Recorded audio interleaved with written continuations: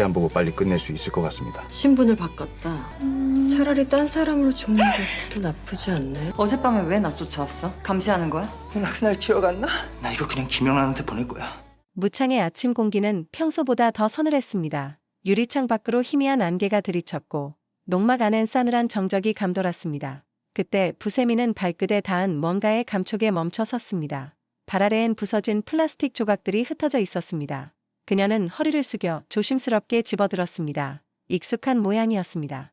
자신이 몰래 설치해 두었던 소형 카메라의 잔해였습니다. 렌즈는 금이가 있었고 메모리칩은 자국도 없이 사라져 있었습니다. 그 순간 그녀의 눈빛이 굳어졌습니다.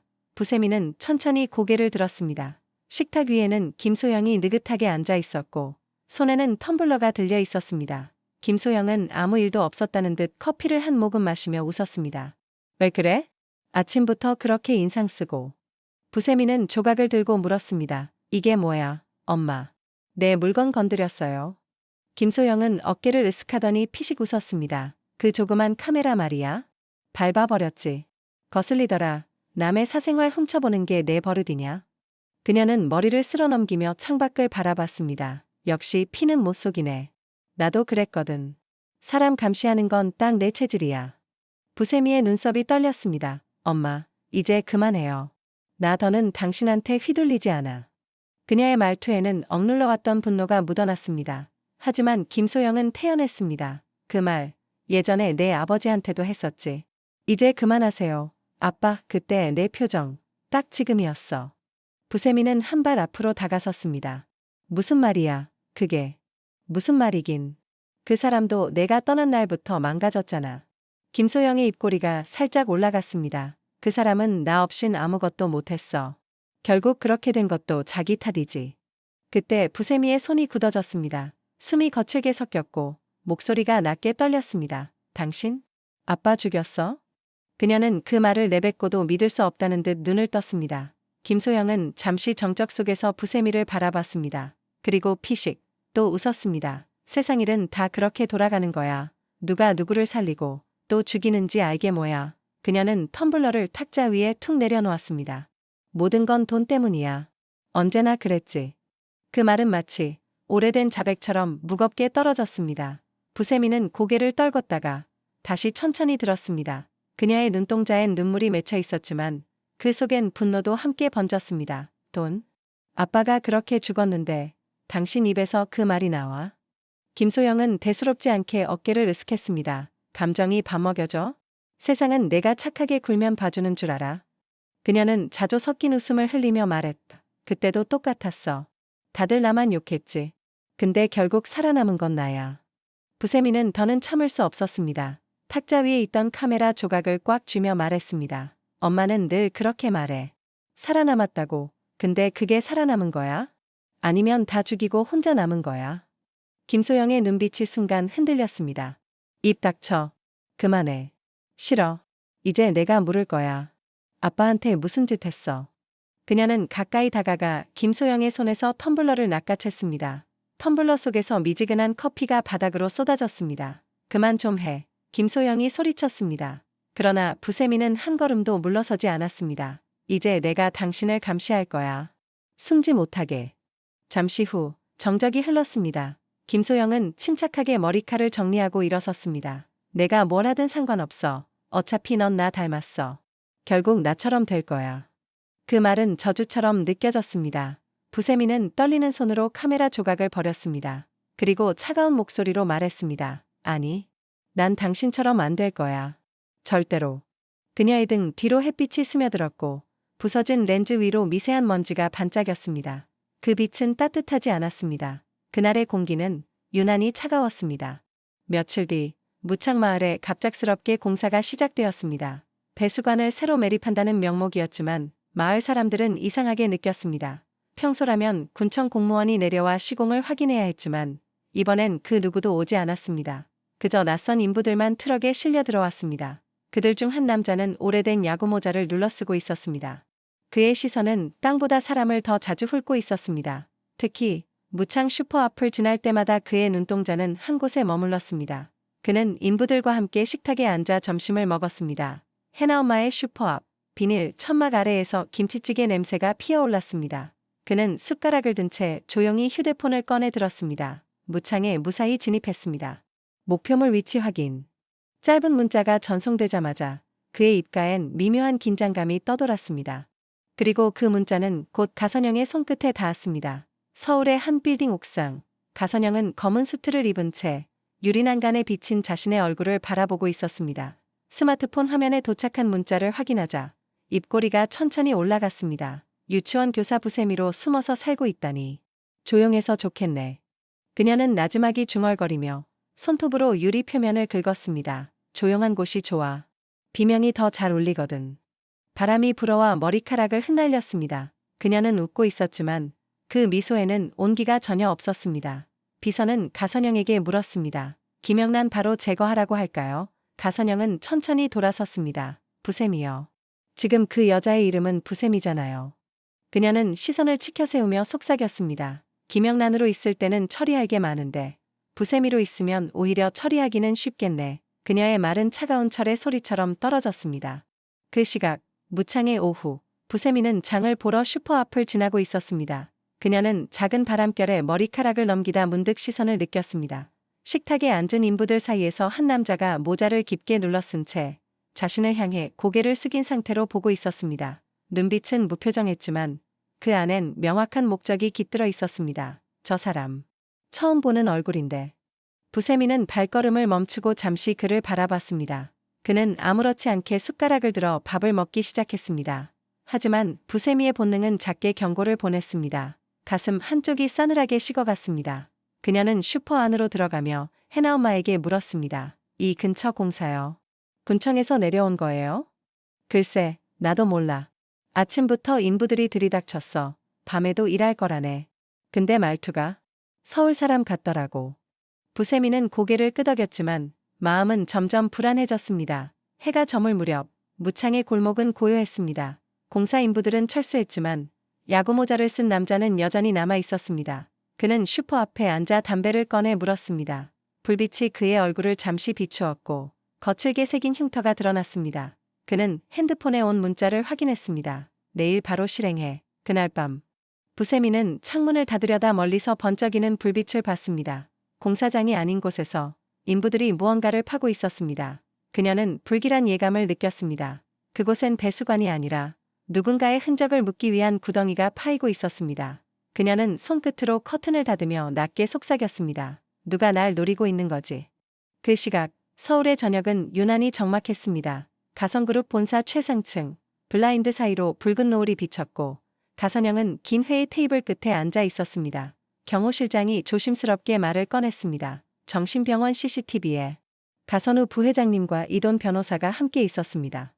그녀는 잔잔히 미간을 찌푸렸습니다. 손을 잡았다고 한쪽 입꼬리가 미묘하게 올라갔습니다. 역시 피는 못 속이네. 그 아이도 결국 거래를 택했군. 가선영은 의자에 등을 기댄 채 한참을 침묵했습니다. 그리고 천천히 고개를 들어 창밖을 바라보며 중얼거렸습니다. 이제부터 진짜 재미있어질 거야. 그녀의 목소리는 차분했지만 묘하게 희열이 섞여 있었습니다. 경호 실장이 불안한 눈빛으로 그녀를 쳐다봤습니다. 그러나 그녀는 이미 다른 생각에 빠져 있었습니다. 잠시 후 가선영은 직접 전화를 걸었습니다. 통화음이 몇 번 울리고 이내 건조한 웃음소리가 들려왔습니다. 선우야, 너 지금 어디야? 누나, 또 연기하지 마. 가선우의 웃음은 떨리고 있었습니다. 누나가 나 정신병원에 가뒀잖아. 어머니가 아버지를 가둬버렸던 것처럼. 그 말에 가선영은 잠시 숨을 멈췄습니다. 아니야, 그건 오해야. 또. 거짓말이잖아. 또. 가선우의 외침이 전화기 너머로 메아리 쳤습니다. 그녀는 말없이 입술을 깨물었습니다. 넌 아직 어리다, 선우야. 그 말도 했었지. 넌 아직 몰라서 그래, 선우야. 근데 그때 누나 손에 죽은 게 누군지 기억나? 그녀의 눈동자가 미세하게 흔들렸습니다. 그만해, 선우야. 하지만 그의 목소리는 멈추지 않았습니다. 가선우는 불 꺼진 집안을 빙빙 돌며 웃고 있었습니다. 방 안에는 와인병과 사진 조각들이 흩어져 있었습니다. 그는 주머니에서 USB를 꺼내 흔들었습니다. 이거 기억 안 나? 누나가 직접 한 일이야. 양재동 공사 현장에서 그 회계이사, 그 사람, 서류 조작하려다가 누나한테 걸렸잖아. 가족까지 정리하라고 말했던 그 목소리. 아직 내 귀에 들려. 가선영은 아무 말 없이 숨을 고르며 앉아 있었습니다. 그녀의 손끝이 미세하게 떨렸습니다. 그 일은 끝난 일이야. 끝난 일? 그 남자 목이 비닐봉지에 쌓인 채 강 아래 떠내려간 거. 그게 끝난 일이야. 가선우는 피식 웃었습니다. 그리고 그 처리 누가 했게? 내가 했잖아. 그날 비까지 내렸는데 내가 차 몰고 직접 그 시체 버렸다고. 그의 목소리는 점점 낮아졌습니다. 누나가 피 묻은 코트를 벗어서 내 손에 던졌을 때 난 이미 알았어. 누나한테 사람은 그냥 종이야. 구겨지면 버리고 필요하면 다시 쓰는. 가선영은 손끝으로 테이블을 두드렸습니다. 그 소리가 마치 시계초침처럼 울렸습니다. 그래서 뭐? 그걸 세상에 터뜨리겠다는 거야? 아니, 가선우는 입꼬리를 올렸습니다. 이걸 김영란한테 보낼 거야. 그 여자는 아직 누나의 약점을 몰라. 하지만 알게 되면 누나를 어떻게 찢을지 궁금하네. 잠시 정적이 흘렀습니다. 그리고 가선영의 숨소리가 들렸습니다. 그녀는 천천히 웃기 시작했습니다. 그래? 그게 내가 할 수 있는 전부야. 날 찌르려면 내 손부터 피투성이가 돼야 하지 않을까? 그녀는 자리에서 일어나 창문을 밀어 올렸습니다. 차가운 바람이 사무실로 밀려들었습니다. 선우야, 넌 아직 나를 몰라. 난 죄책감 같은 건 느껴본 적이 없어. 죽인다고? 이미 수십 번 죽였어. 근데 웃긴 건 뭔지 알아? 아무도 안 죽었어. 그냥 내 안에서 사라졌을 뿐이야. 가선우는 숨을 몰아쉬며 웃었습니다. 그래, 누나답네. 결국 미친 건 우리 둘 다지. 그는 USB를 주머니 속에 넣으며 중얼거렸습니다. 이걸 김영란한테 보내면 누나의 무대는 끝날 거야. 그 말에 가선영은 낮게 웃었습니다. 무대? 착각하지 마. 선우야, 넌 무대 위에 올라온 적도 없어. 언제나 내가 조명 아래에 있었어. 전화는 끊겼고 긴 정적만 남았습니다. 가선영은 천천히 창문을 닫으며 속삭였습니다. 그래, 피는 못 속여. 결국 나를 닮아버렸네. 그녀는 서랍에서 낡은 코트를 꺼냈습니다. 그 코트 소매에는 아직도 지워지지 않은 붉은 얼룩이 남아 있었습니다. 그녀는 그것을 천천히 코끝에 가져가며 미묘한 미소를 지었습니다. 그 냄새, 아직도 살아있네. 그날 밤, 서울의 하늘 아래에서 가선영의 웃음은 유리벽을 타고 천천히 번졌습니다. 그 웃음은 인간의 것이 아니었습니다. 오직 쾌감만이 남아 있었습니다. 그 무렵, 서울에서 전화벨이 울렸습니다. 수화기 너머로 들려온 목소리는 여느 때처럼 낮고 차분했지만 어딘가 서늘한 기운이 배어 있었습니다. 김영란 씨, 가선우가 흥분해서 가선영과 정면으로 부딪히려 합니다. 이돈 변호사의 말이었습니다. 그는 마치 이미 모든 판이 짜여 있다는 듯 담담하게 말을 이었습니다. 이 게임, 피 안 보고 끝낼 수도 있습니다. 부세미는 잠시 숨을 고르며 대답했습니다. 하지만 그 여자는 피를 원해요. 사람의 마지막을 보는 게 즐거운 사람이라고요. 그녀의 목소리에는 피로와 분노가 뒤섞여 있었습니다. 무창에 새로운 사람들이 들어왔어요. 공사장 인부들이 많아요. 제가 다 통제할 수가 없게 됐어요. 이도는 잠시 정적 끝에 낮게 웃었습니다. 그럼 피하지 말고 끌어들이세요. 그 한마디는 명령처럼 들렸습니다. 부세미는 아무 대답도 하지 못한 채 수화기를 천천히 내려놓았습니다. 그날 오후, 하늘은 흐렸고 공기엔 먼지가 섞여 있었습니다. 부세미는 유치원 CCTV를 확인하기 위해 원장실로 향했습니다. 화면 속에 평범한 밤거리의 영상이 재생되고 있었습니다. 그런데 재생바가 멈추는 순간 그녀의 손이 떨렸습니다. 검은 옷을 입은 한 여자가 그녀의 뒤를 일정한 거리로 따라오고 있었던 것입니다. 가로등 불빛에 비친 얼굴. 부세미는 본능적으로 화면을 확대했습니다. 화면 속 인물의 얼굴이 또렷해지는 순간 그녀는 숨을 들이켰습니다.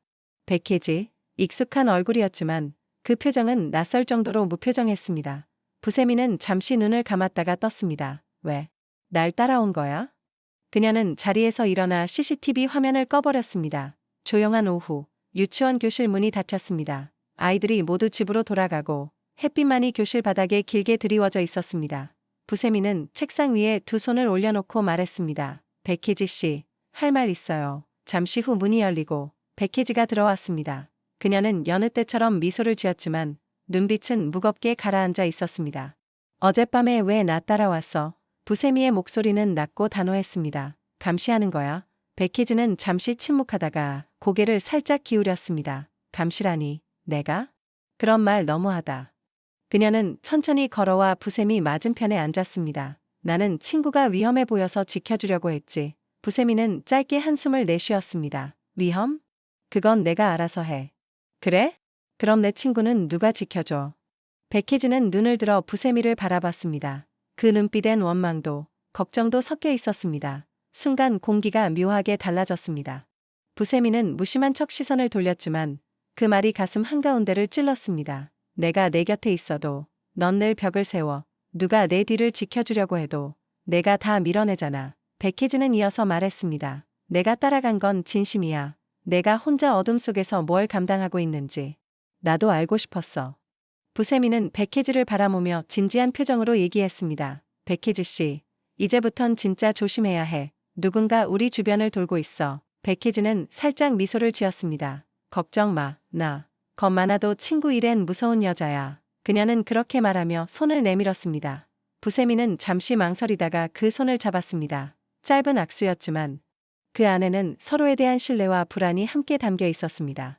해가 완전히 사라진 무창의 밤은 유난히 깊고 조용했습니다.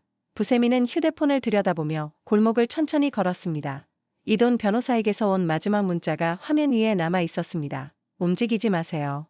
누군가 당신 근처에 있습니다. 그녀는 휴대폰을 꽉 쥐었습니다. 또 시작이네. 그때였습니다. 바람이 스쳤고 뒤에서 누군가의 팔이 목을 감았습니다. 숨이 막히며 몸이 뒤로 꺾였습니다. 부세미는 반사적으로 팔을 꺾어 공격자의 팔꿈치를 쳤습니다. 누구야? 남자가 신음과 함께 밀쳐냈습니다. 그녀는 뒤로 구르며 일어섰고 남자의 발끝에서 칼날이 번쩍였습니다.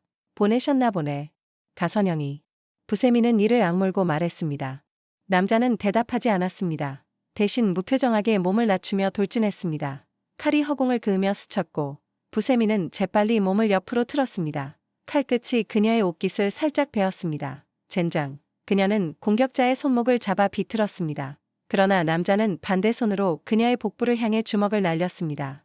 부세미는 뒤로 밀려나 벽에 부딪혔습니다. 등 뒤로 날카로운 고통이 번졌지만 곧바로 반격했습니다. 그녀는 발끝으로 공격자의 정강이를 차며 균형을 무너뜨렸습니다. 남자가 비틀거리는 틈을 타 그녀는 그의 손목을 다시 잡고 어깨 위로 던졌습니다. 쾅 하는 소리와 함께 남자가 바닥에 떨어졌습니다. 칼이 바닥에 구르며 멈췄습니다. 부세미는 남자의 어깨를 무릎으로 눌러 고정했습니다. 누구야? 누가 시켰어? 남자는 숨을 거칠게 몰아쉬며 이를 악물었습니다. 피가 그의 입가에서 번졌지만 아무 말도 하지 않았습니다. 그녀는 그를 세게 눌러 목소리를 높였습니다. 말해. 가선영이지? 그때 골목 끝에서 낮은 엔진음이 들려왔습니다. 어둠을 뚫고 한 대의 검은 차가 다가왔습니다. 헤드라이트가 켜지며 골목 전체가 하얗게 빛났습니다. 그 빛 속에서 누군가의 실루엣이 서서히 드러났습니다. 붉은 코트를 입고 하이힐 소리를 또각또각 울리며 다가오는 여자. 그녀는 한치의 망설임도 없이 빛 속으로 들어왔습니다. 역시 넌 죽지 않았구나. 김영란. 부세미는 헐떡이며 칼을 주워들었습니다. 가선영, 친히 여기까지 왔네. 그녀의 목소리는 낮고 거칠었습니다. 가선영은 빛 속에서 미소를 지었습니다. 아니, 다른 누구도 아닌 우리 엄마의 장례일이 될 텐데. 내가 직접 와야지. 그 말에 부세미의 눈빛이 흔들렸습니다. 가선영은 손을 가볍게 들었습니다. 그러자 부세미의 뒤편에서 바닥에 쓰러져 있던 남자가 비틀거리며 일어났습니다. 그녀는 재빨리 뒤돌았지만 남자의 주먹이 그대로 그녀의 옆구리를 강타했습니다. 숨이 턱 막히며 몸이 휘청였습니다. 부세미는 칼을 휘둘렀지만 남자의 손이 그녀의 손목을 낚아챘습니다. 비켜. 그녀는 발로 그의 무릎을 찼습니다. 남자가 잠시 비틀거렸지만 이내 그녀의 머리채를 잡아 벽으로 밀쳤습니다. 안 돼. 부세미의 시야가 흔들렸습니다. 피가 이마를 타고 흘렀습니다. 남자가 다시 팔을 들어 올렸고 부세미는 반사적으로 그의 손목을 잡아 틀었습니다. 두 사람의 숨이 뒤엉키고 금속의 냄새가 공기 속에 섞였습니다. 그녀는 마지막 힘을 다해 주먹을 날렸지만 남자의 팔이 다시 그녀의 목을 감았습니다. 그녀의 시야가 점점 좁아졌습니다. 그때 가선영의 목소리가 들렸습니다. 그만. 남자의 손이 멈췄습니다. 가선영이 천천히 다가와 부세미의 얼굴을 내려다봤습니다. 그래도 대단해. 죽을 줄 모르네. 역시 김영란답다. 아니면 부세미 선생님이라 해야 하나. 부세미는 힘겹게 숨을 내쉬며 눈을 치켜떴습니다. 넌 사람도 아니야. 가선영은 그 말에 부드럽게 웃었습니다. 맞아. 사람은 아니지. 하지만 넌 나 때문에 살아있잖아. 죽지도 못하고 숨도 못 쉬는 채로. 그녀는 고개를 갸웃하며 낮게 속삭였습니다. 오늘은 내 차례야. 그 순간 남자의 주먹이 다시 날아왔습니다. 부세미의 시야가 순식간에 어두워졌습니다. 그녀의 몸이 힘없이 쓰러지며 바닥에 부딪혔습니다. 가선영은 무릎을 굽혀 그녀의 얼굴 앞에 쪼그려 앉았습니다. 많이 맞아서 좀 피곤하지? 조금 자고 있어. 깨어나면 세상이 좀 달라져 있을 거야. 붉은 코트의 자락이 바람에 흩날렸습니다. 그리고 그 어둠 속에서 가선영의 웃음소리가 길게 울려 퍼졌습니다.